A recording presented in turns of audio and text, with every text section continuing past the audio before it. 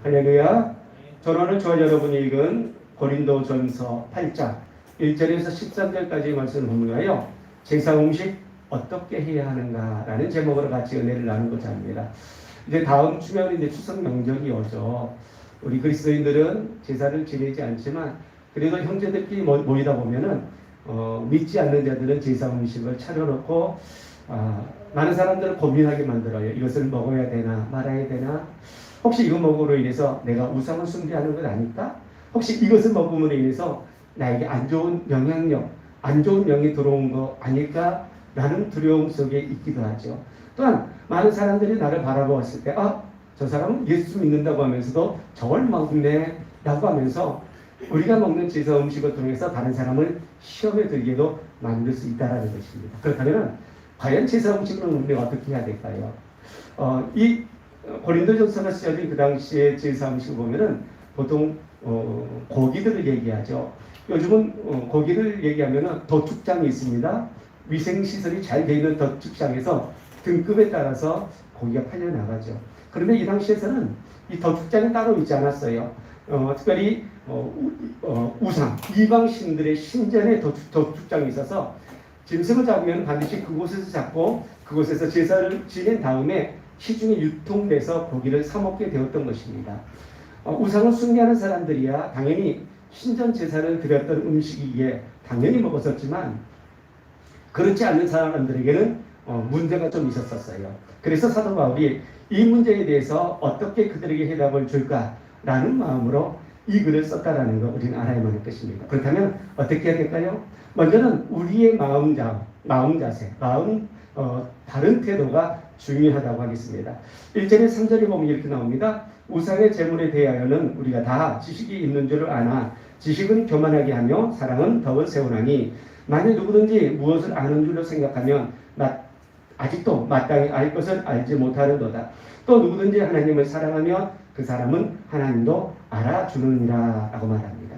1절에 보니까 우상 제물에 대해서 우리가 다 지식이 있다고 말합니다. 여러분 지식이 있으신가요? 여러분 얼마나 많이 알고 있는가요? 그런데 이것은 우리가 아는 줄로 생각하지만 마땅히 알지 못한대요. 이 말은 무슨 말이냐면 우리가 각자의 지식이 있지만 이것은 내가 생각하는 지식이라는 거예요. 각자가 다른 어떤 기준을 가지고 우상 제물에 대해서 대하고 있다는 것입니다.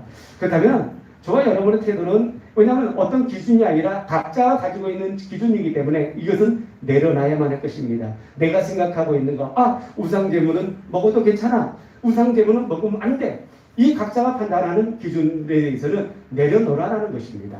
그렇다면 여기에 대해서는 어떤 문제가 있었을까요? 그 당시에는 고린도 교회에 두 가지 문제가 있었어요. 그 문제 하나가 믿음이 약한 사람이 우상 제물을 먹자 믿음이 있는 사람들이 저 사람 죄를 짓네 하고 정죄하는 일이 있었어요. 또 어떤 사람은 믿음이 강한 사람이 우상 제물을 먹자 믿음이 없는 사람들이 바로 그 신앙을 그 모습을 보고 자신의 믿음이 흔들렸다라는 거예요. 정말 그래도 되는 거야? 우상 제물을 먹어도 되는 거야? 저 사람이 예수를 믿는다고 하면서 어떻게 우상에게 제사 지냈던 음식을 먹지? 라고 하면서 자신의 그 사람의 믿음이 흔들렸다라는 거예요. 그래서 사도 바울은 이 두 가지 문제에 대해서 해답을 주려고 했다는 것입니다. 그러면서 여기 나오지 않았지만 로마서에 그 해답을 줍니다. 로마서 14장 1절과 3절에 보면 이렇게 나옵니다. 믿음이 연약한 자를 너희가 받되 그의 의심하는 말을 비판하지 말라. 어떤 사람은 모든 것을 먹을 만한 믿음이 있고 연약한 자는 채소를 먹느니라. 먹는 자는 먹지 않는 자를 없이 여기지 말고 먹지 못하는 자는 먹는 자를 판단하지 말라. 이는 하나님이 저를 받으셨습니다. 뭐라고요? 판단하지 말래요. 판단하지. 그 사람이 먹든지 그 사람이 먹지 않든지 판단하지 말래요. 저 사람이 먹지 않으니까 믿음이 좋은 사람, 저 사람 먹으니까 믿음이 별로인 사람 판단하지 말래요. 두 사람 다 하나님께서 받으셨다라는 것입니다.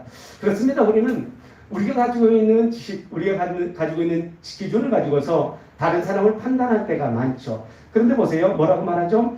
이 지식은 교만하게 만들지만은 사람은 덕을 세운답니다. 다시 말하면 네가 가지고 있는 어떤 판단 기준을 가지고 다른 사람을 판단하지 말고 오히려 사랑을 가지고서 용납해주고 덕을 세우라라는 말하는 것입니다. 그렇습니다. 우상의 제물에 대해서는 우리가 받아들일 수도 있고 받아들이지 않을 수도 있습니다. 그러므로 저와 여러분이 마음 자세, 우리가 가지고 있는 어떤 기준을 가지고 다른 사람을 판단하고 그것 때문에 다른 사람을 정죄하지 않는 것이 우리가 먼저 가져야 될 바른 태도라는 것입니다. 그럼 우상 제물은 어떤 의미를 가지고 있을까요? 오늘 보면 3절, 4절에서 6절에 보니까 이렇게 나오죠. 그러므로 우상의 제물을 먹는 일에 대하여는 우리가 우상은 세상에 아무것도 아니며 또한 하나님은 한 분밖에 없는 줄 아노라. 비록 하늘에나 땅에나 신이라 불리는 자가 있어 많은 신과 많은 주가 있으나 그러나 우리에게는 한 하나님 곧 아버지가 계시니 만물이 그에게서 났고 우리도 그를 위하여 있고 또한 한 주 예수 그리스도께서 계시니 만물이 그로 말미암고 우리도 그로 말미암아 있느니라. 이것이 바로 해답이라는 거예요. 우상 제물에 대해서는 이것을 기준으로 삼으라는 거예요. 무슨 말인가요? 세상 모든 만물을 창조하시는 분 누구시죠? 하나님이세요. 세상에 신은 하나님 한 분밖에 없다라는 거예요. 세상에 많은 신들이 있습니다. 우리나라 대한민국만 해도요, 자칫 예수라는 사람이 38명이나 된대요. 여러분 그거 들어보셨나요? 보이사 성령이 수를 셀 수 없을 정도로 많은 사람이 스스로가 보이사 성령이래요. 스스로 신이 됐다라는 것이죠. 이렇게 자칭 신이라는 사람, 또 보이지 않는 우리가 섬기는 우상들이 많지만 그들은 다 가짜라는 거예요.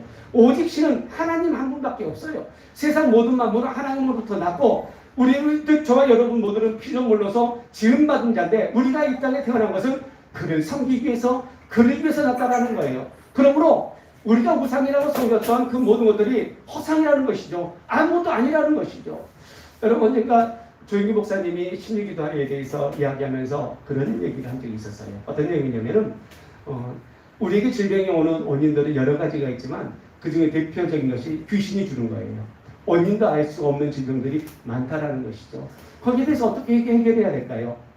문제는 이 질병을 낫기 위해서는 귀신의 정체를 분명히 알아야 돼요. 귀신의 정체를 알아야만이 우리가 그것을 이겨낼 수 있는데 우리에게 다가오는 질병을 인정해버리기 때문에 질병이 우리에게 다가온다라는 것이죠. 그럼 어떻게 생각해야 될까요? 귀신은 허상이라고 생각해야 된다는 거예요. 다시 말하면 세상 모든 만물을 창조하신 분은 하나님이시고 하나님만이 신이기 때문에 다른 신들은 허상으로 여기면 되는 거예요. 허상이 뭔가를 먹을 수 있어요? 허상이 뭔가를 영을 집어낼 수 있어요? 허상이 뭔가를 영향력을 지배할 수 있어요? 없다라는 거예요. 그래서 질병에 대해서도 나를 괴롭히는 더러운 귀신의 질병아 예수 그리스도 이름으로 명하노니 나에게 떠나가고 다시는 오지 말지어다라고 하면서 나는 비록 감기가 걸려서 콜록콜록하고 열이 날지언정 나는 아파요, 감기 걸렸어요, 기침해요가 아니라 나는 건강하다, 나는 이미 나은 자이다, 나는 모든 질병으로 벗어난 자다 라고 하면서 나에게 있는 질병이나 사단이 주는 것들을 인정해버리는 것이 아니라 그것을 무시해버리면 그 귀신은 한 길을 갔다 이곳으로 떠나간다는 것입니다. 여러분 그런 것들을 많이 적용해 보시기 바랍니다. 나에게 어떤 질병이 닿지라도 입술로 나는 안 돼요, 힘들어요, 아파요 라고 말하는 것이 아니라 나는 할 수 있어요, 내가 하면 돼요, 나는 건강해요, 날마다 입술로 고백하면서 오직 내 삶을 주관하시고 인도하시는 그 신은 하나님 한 분이라는 것을 여러분 인정해 드리시기 바랍니다. 그러니 아무리 세상에 많은 우상들이 신들이 있다 할지라도 그것은 허상이라는 거예요. 그래서 그들이 하나님께 세상 모든 만물을 창조하셨고 모든 것들이 하나님으로부터 왔기 때문에 그 사단이 어디 발붙일 때는 없다는 것입니다. 그러므로 예수 그리스도를 알지 못한 사람들이 우상에게 제사를 지내고 우상을 섬긴다 할지라도 그 모든 것은 허상이라는 것이죠. 그 영향력 끼치지 못한다는 거예요. 우리는 이런 것들을 알아야 돼요. 우상제물 한마디로 말하면 아무것도 아니라는 것이죠. 그래서 이렇게 말하죠. 7절과 8절에 그러나 이 지식은 모든 사람이 있는 것이 아니므로 어떤 이들은 지금까지 우상에 대한 습관이 있어 우상의 제물로 알고 먹는 거로 그들의 양심이 약해지고 더러워지느니라. 음식은 우리를 하나님 앞에 내세우지 못하나니 우리가 먹지 않는다고 해서 더 못 사는 것도 아니고 먹는다고 해서 더 잘 사는 것이고 또 아니다라고 말하면서 한마디로 말하면 음식은 음식이라는 거예요. 음식은 귀신이 어떤 영향력을 끼치고 그것을 먹음으로 해서 우리가 죄가 들어오고 그것을 먹음으로 해서 우리에게 나쁜 영향력이 들어오지 않는다라는 거예요. 그러므로 음식은 단지 음식으로 여겨버리라는 것이죠. 그런데 이 우상의 제물은 그렇다고 해서 무시할 수 없는 게 어떻게 다루어야 될지 그 다음에 나옵니다. 구절에 보니까 그런즉 너희 자유가 믿음이 약한 자들에게 걸려 넘어지게 하는 것이 되지 않도록 조심하라. 너희가 음식을 먹던 음식을 먹지 않든 그것은 네 자유라는 거예요. 먹어도 되고 안 먹어도 된다라는 것이죠. 그런즉 여기서 그런즉이라고 했지만 사실은 그런데라고 하는 게 맞을 것입니다. 그런데 너희의 자유가 믿음이 약한 자에게 걸려 넘어지게 하는 것이 되지 않도록 조심하래요. 너희가 자유함을 얻는 것은 괜찮다는 거예요. 먹어도 되고 안 먹어도 되지만 혹여나 네가 먹든지 네가 먹지 않든지 그것을 통해서 믿음이 연약한 자들이 걸려서 넘어지지 않게 해라. 네가 먹음으로 인해서 네가 먹지 않음으로 인해서 다른 사람이 너를 통해서 믿음이 떨어질 수도 있고 걸려 넘어질 수도 있으니 거기에 대해서 조심하라는 거예요. 지식인은 내가 우상의 집에 앉아 먹는 것을 누구든지 보면 그 믿음이 약한 자들의 양심이 담력을 얻어 우상의 제물을 먹게 되지 않겠느냐라고 말합니다. 우리가 우상의 제물을 먹을 때 연약한 자들이 먹고서 저거 먹어도 되는가 보다 라고 하면서 먹을 수 있다는 거예요. 그런데 문제는 이렇게 먹고 끝나는 것이 아니라 이렇게 우상 제물에 대해서 한 가지를 용납해 줌으로 인해서 믿음이 구원에 세워진 사람들 이미 알기 때문에 그것을 이겨낼 수 있지만은 믿음이 연약한 사람들은 이거 하나 허락해 주면은 다음 것도 또 이것도 용납되겠네, 이것도 용납되겠네. 그래서 결국은 믿음에서 떨어져 나갈 수 있다는 거예요. 결국은 그래서 우상을 정말 숭배해버리고 우상을 섬기는 일이 생길 수도 있다는 거예요. 그래서 그런즉 너희의 자유로 인해서 다른 사람들이 걸려 넘어지지 않도록 조심하라는 거예요. 여러분, 사랑하는 여러분, 그럴 수 있다는 것입니다. 저와 여러분이 우상의 제물을 먹고 나서 많은 사람들이, 어떤 사람들이 우리가 먹는 그 모습 때문에 시험을 나가면 그 사람의 믿음이 연약해진다고 하면 우리는 어떻게 반응해야 될까요? 먹어야 돼요? 안 먹어야 되는 거예요? 그래서 결론적으로는 먹지 말라는 거예요. 우상의 제물을 먹지 말라는 거예요. 내가 꺼리낌이 있고 나 꺼리낌을 통해서 다른 사람들이 시험에 들어서 그가 믿음이 연약해질 수 있다고 하면 한마디로 말하면 먹지 말라는 거예요. 그래서 저와 여러분에게는 조그만 거 하나라도 우상에 대해서 믿음의 틈을 보여서는 안 된다라는 것을 강조하고 있는 것입니다. 사랑하는 여러분, 그렇습니다. 악한 영들은 우리의 귀신같이 알고 우리에게 빈틈을 가지고 우리에게 파고듭니다. 그러므로 저와 여러분이 우상 제물을 통해서 또 한 사람을 믿음을 멸망시킬 수 있고 그 사람이 믿음에 떨어지면 바로 그리스도께 죄를 짓는 자가 일이 되기 때문에 저와 여러분은 우상의 제물에 대해서는 때로는 단호함이 있어야 된다는 것을 알아야만 할 것입니다. 그런데 만약 이런 경우가 있습니다. 어떤 사람이 떡떡 문을 두드리더니만 오늘 우리 고사를 일했어요. 떡 좀 맛보세요. 여러분 어떻게 반응하시겠습니까? 나는 예수 믿어요. 이 떡 안 먹어요. 가지고 가서 이렇게 하시겠습니까? 우리는 음식에 대해서는 단지 음식일 뿐이라고 그랬죠. 그러나 우리 마음속에서는 이것은 우상의 제물이기 때문에 마음에 거리낌이 있어요. 우리의 관점은 이런 상황에 놓여 있다 하면은 우리가 그것을 배척하는 것이 아니라 어떻게 하면 저 사람에게 복음을 전할게 관심을 가지고 그러세요, 맛있게 먹겠습니다라고 하면서 그를 위해서 기도해 줘야 되겠죠. 하나님, 저 알지 못하는 사람이 내가 알지 못하는 우상의 제물을 제사를 드리고서 이렇게 우리를 사랑하는 마음으로 음식을 가져왔습니다. 그러나 내 양심의 결단은 우상에게 드려진 제물은 절대로 일생 동안 안 먹는다는 것입니다. 비록 안 먹지만은 저 사람의 그 선대하는 그 손길을 불쌍히 여겨 주옵시고 혹여라도 저들이 알지 못하는 우상에 섬기는 그 마음을 헤아려 주셔서 우상을 벗어나 이제 하나님을 아버지로 섬길 수 있는 믿음이 있게 하여 주옵소서라고 하면서 그들을 위해서 기도해 줌이 더 중요하다는 것입니다. 그러면서 그 보이지 않는 곳에서 그것을 처리하는 게 낫다라는 것이죠.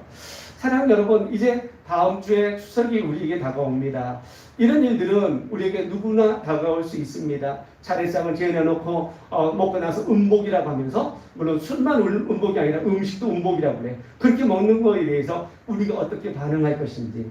이뿐입니까? 우상에게 조상에게 절하는 것도 마찬가지죠. 명절만 되면 어쩌면 우상의 제물보다도 절하는 것이 더 우리에게 심각할 수도 있다는 것입니다. 음식은 단지 음식이지만은 절하는 것은 바로 그것은 우상을 직접적으로 섬기는 것이고 우상을 숭배하는 것이기 때문에 절하는 것에 대해서는 단호해야만 할 것입니다. 우리가 살다 보면은 형제들이 또 윗사 어른들이 절해야 된다라고 하면서 믿음이 약한 사람들에 대해서 그렇게 강요하는 경우도 있습니다. 그러나 그런다 할지라도 저와 여러분은 믿음에 대해서만큼은 단호함이 있어야 돼요. 여러분 명절 때가 되면 귀신같이 더 준동합니다. 그래서 부부간의 다툼도 일어나고 형제간의 다툼도 일어나고 여러 가지 문제를 일으키고 혼란하게 만들어요. 이러한 저와 여러분이 이러한 때에 오직 믿음으로 나만 내 집은 하나님만을 섬기겠나라고 여호수아가 결단했던 것처럼 우리도 어떤 환경 가운데서도 하나님만을 섬기겠노라고 단호함이 있어야 돼요. 그러나 때로는 이 단호함 통해서 우리에게 잠깐의 고난이나 어려움이 있을지 몰라도 하나님께서 반드시 우리의 삶을 붙잡아 주셔서 형통케 만들어 주시고 오히려 하나님께서 저와 여러분의 삶을 높여 주신다라는 것을 여러분 기억하시기 바랍니다. 이런 추석에 우리가 저런 단호한 믿음을 보임으로 인해서 사람들에게 영향력 끼칠 뿐만 아니라 하나님의 높은 은혜를 받아 누리는 저와 여러분 모두가 되게 주님의 이름 축원합니다. 기도하겠습니다.